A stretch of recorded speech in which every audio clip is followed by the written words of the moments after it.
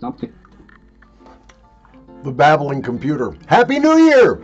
How you doing, everybody? Greetings from the dank basement. I am Paul, your wicked Uncle Squinty. I just realized I don't have a handkerchief, and I will probably need one for this one. This is from Renee Rosinski, the 30-gram bag. This is Frankfurter. Frankfurter. Now, this is a schmalzler. I know nothing about this. I have never tried this. It's you and me, kid. First try. What do you think about that? Okay, gotta find the scissors, I think, because his packages are a wee bit difficult to open sometimes without making a huge disaster. What was that?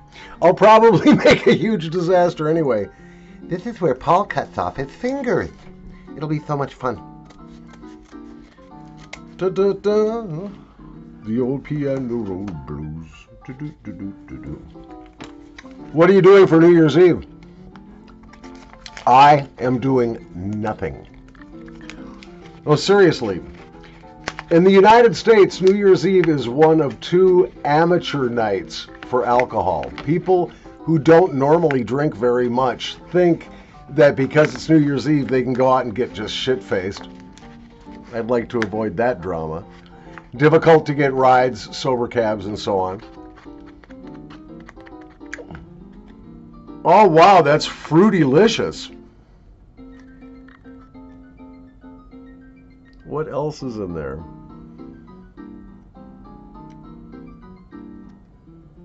Oh, this is going to be nice, guys. Anyway, getting back to the New Year's Eve thing. So, here's another point against me going out for New Year's Eve. I've worked in a lot of bars as a musician, typically on New Year's Eve. New Year's Eve is a great night for musicians because you typically make double. Plus, there's always some sort of party involved, often food, booze. So it can be a lot of fun. But for a blind guy, bars, especially crowded, loud bars, are not my friend. I can't communicate adequately because there's too much noise. I can't navigate without risking knocking into somebody and spilling their drink or something. So they're not fun for me. Plus, I look at bars as places where I've mostly worked as opposed to partied. So there's no real reason for me to go out. Mrs. Squinty does not consume alcohol. Now, that does not mean that yours truly will not have a little taste. I've got a very good bottle of Scotch whiskey, and I'm planning to take a large pour over the rocks and sip it slowly through the midnight hour. Grind on this is medium to fine. It's a little bit grainy, not terribly moist. Frankfurter from Rosinski. That's actually why we're here, not to talk about New Year's Eve. Although it's inevitable, right? I'm sorry, I'm sucking on an everlasting gobstopper. I had cotton mouth before I started to do this. All right, here we go. Cheers.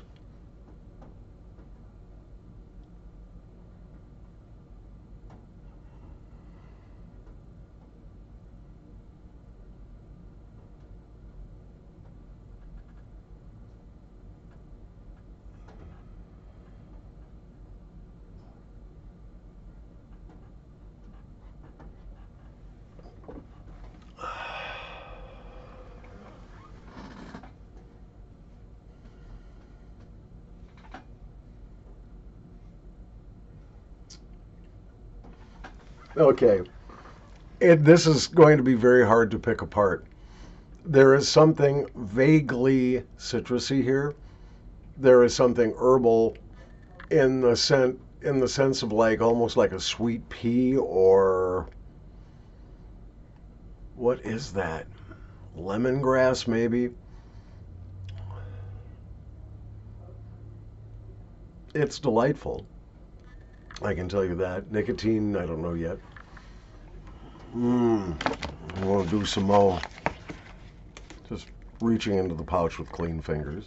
I hope they're clean. I haven't picked anything recently.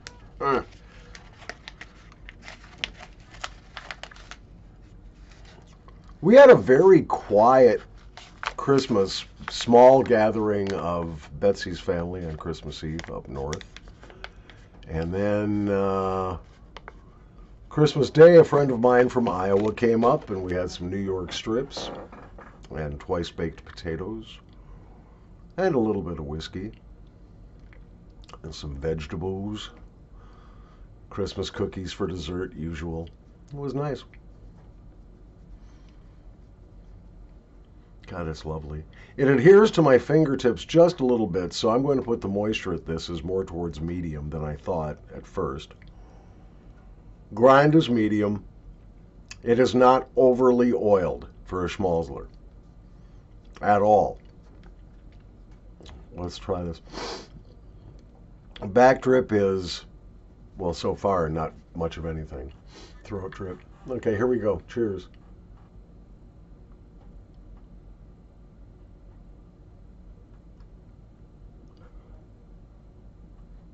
Without any insult intended to Mr. Rosinski, this is kind of like snorting pixie sticks.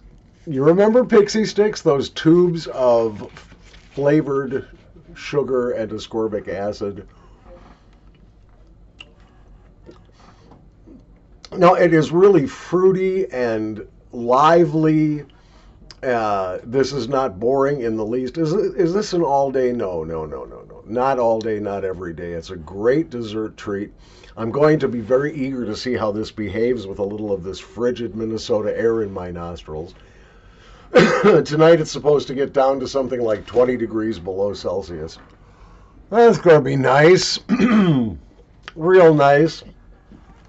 So I don't know what you guys are going to do for your New Year's Eve. I hope you stay safe. Oh, as long as I got your attention, I have to thank my buddy TC. He sent so many nice things. He sent my wife a lovely thimble and a bunch of British sweets that we can't get in the United States, double-decker bars, and I don't know what all else. And he also gave me this beautiful wooden Wilson's of Shero snuff box, which I am thrilled to have. You can never have enough snuff boxes. I had it backwards. There, now you can see it maybe better. There's the front. I don't know. But he gave me that. He sent me a dental bit falcon stem curve. Very nice. And he sent me a snuff that I'm going to be reviewing for you coming up very soon. And that's the Falserland artisan snuff, which I have sitting right in front of me. Let's get back to the Rosinski Frankfurter. This is a very light and sweet, not heavily oiled schmalzler. The nicotine is mid-range as far as my tolerance goes. You have to work for the throat drip, and it's not unpleasant. There's just a little hint of sting against the soft palate, but nothing confrontational at all. On the squinty everlasting gobstopper. On the squinty scale, where 1 is disgusting, like me showing you my everlasting gobstopper, and 5 is wunderbar. This is 5. Absolutely foof. Wunderbar. Thank you, Rene Rosinski, for another brilliant snuff. This is, in fact, the Frankfurter Schmalzler. I got this from artisansnuff.com. Happy New Year.